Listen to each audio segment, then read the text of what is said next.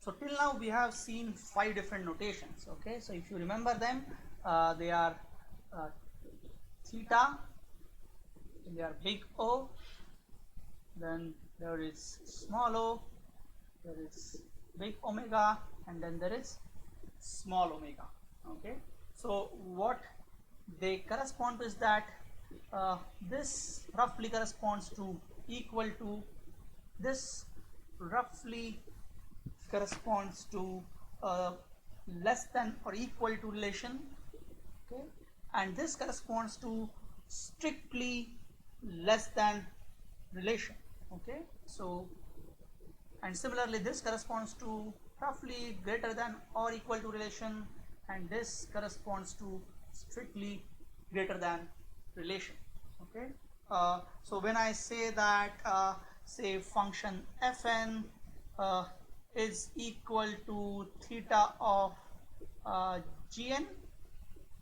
Okay, so this is what we mean, that well, function fn is almost equal to gn, and then we call the gn as asymptotically tight bound on fn. Okay, uh, whereas when we move to big O, what we are saying is that our function fn, its value, it will be typically less than or equal to the value of gn, and that's why our gn becomes asymptotically uh, upper bound on our function fn. Okay, so theta n corresponds to asymptotically tight bound.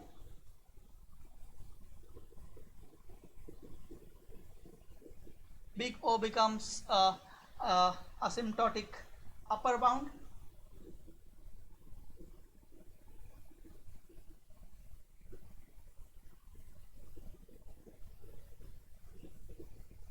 Then on the same lines, our big omega will be asymptotic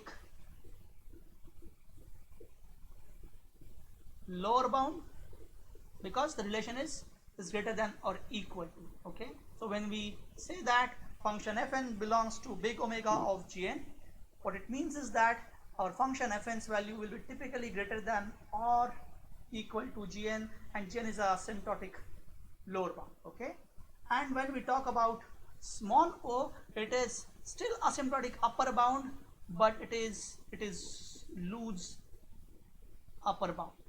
Okay, so you can take any slowly growing function, let's say log n function. Okay, so log n belongs to the small o of, and now take any other faster growing function. Okay, so n square, 2 raised to n factorial. Okay, so all of them are going to be loose upper bounds on our function. Okay, and in the same manner this is going to be a loose lower bound.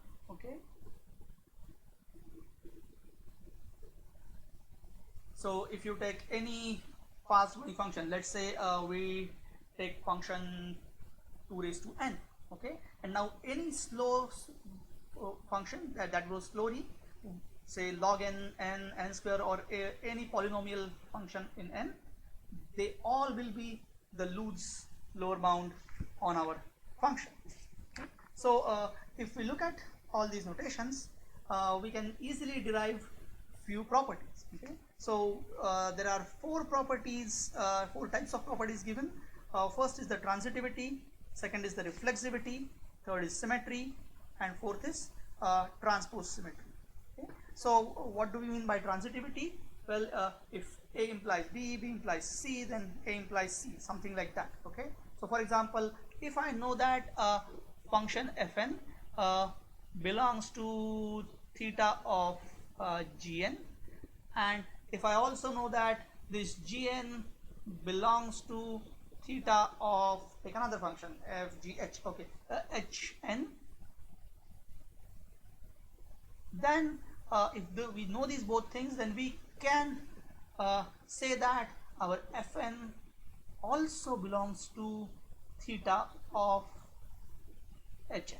Okay, and again you can intuitively understand this from the equality notion. Okay, but we can also derive them. So I'll again leave this as homework for you. Won't be that difficult. Okay? And same thing happens for big O, small o, big omega, and small omega. Okay? So for all these four notations, the transitivity is true. Okay? Next question is the reflexivity, where we talk about the relation of the function with itself. Okay? So question is, oh, does Fn belong to theta of Fn itself?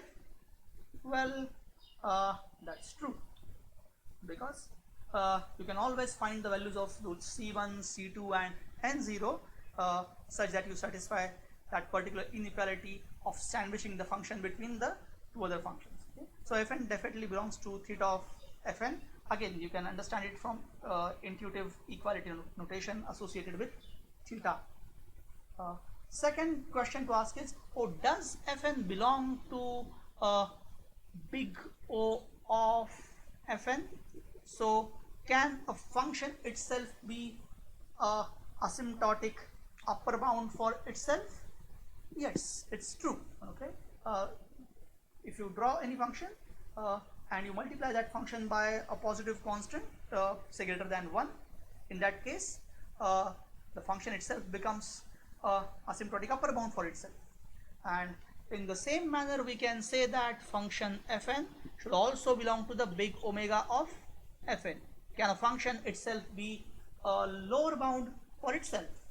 Yes, it can. So if I plot the function Fn and now I multiply this function with a value of c which is less than 1 but still greater than 0, in that case this new function, it would be asymptotic lower bound. Okay, but the question is, can Fn belong to the small o of Fn? Well, that is not going to be true, because if you remember the definition of small o, it was that I should be able to have this inequality for any positive value of c. Okay, so if I keep the value of c as 1, then there is no way I can have this thing. Let's put c equal to 1. In that case, Cgn will be Fn, okay? And it is not possible to have Fn less than Fn. Okay? So Fn cannot belong to the small o of Fn. In other words, a function cannot be a loose upper bound on itself. And in the same manner, Fn cannot belong to small omega of Mn, Fn. A function cannot be a loose upper bound on itself. Okay, and next property is the symmetric property. If Fn belongs to theta of Gn, so in a way we are saying Fn is equal to Gn, then it implies that Gn should also belong to theta of Fn. Okay, that's intuitive, and again with little efforts you can actually prove it. And the last is the transpose property. So we are saying that if a function happens to be the upper bound of 1, so I'm saying that Fn, it belongs to big O of Gn. Okay, in that case what should happen is that my Fn should be a lower bound for Gn. So what we are saying is that the Gn should belong to big omega of Fn. Okay, and this should be if and only if relationship. Both of them must be true. If one is the upper bound for other, the other should be a lower bound. Okay, and you can extend the same thing for the bounds which are loose. Okay, so if instead of big O I can put small o, and instead of big omega I can put small omega, and still this relationship should hold. Okay, so that's all about these notations that we are going to cover in this course. We are going to focus mostly on data structures, simple data structures. So most of the time we would be fine with theta, big O, and sometimes we might require big omega, but mostly we should be fine with theta and big O notation. Okay? Please do the corresponding exercises from the Conman's book. That would be a good preparation.